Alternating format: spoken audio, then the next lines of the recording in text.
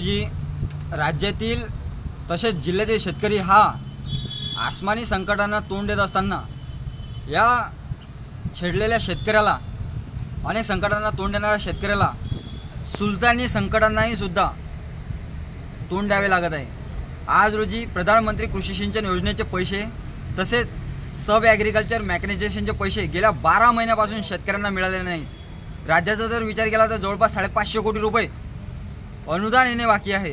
तसेच अकोला जिल्ह्याचा जर विचार केला तर प्रधानमंत्री कृषी सिंचन योजनेचे जवळजवळ 2 कोटी रुपये आणि सब ॲग्रिकल्चर मॅकनायझेशनचे जवळजवळ 2.5 कोटी रुपये येणे बाकी आहेत। आमच्या बाळापूर तालुक्यात प्रधानमंत्री कृषी सिंचन योजनेचे 307 शेतकरी अनुदानापासून गेल्या 1 वर्षापासून बाकी आहेत।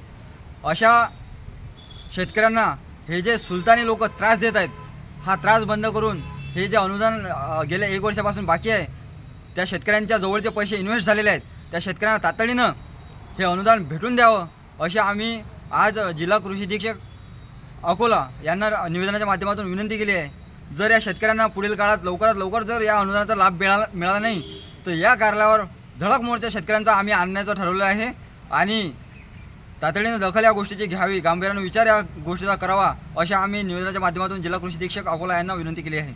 शेतकरी पुत्र गोपाल अंबादास पोरे, अकोला।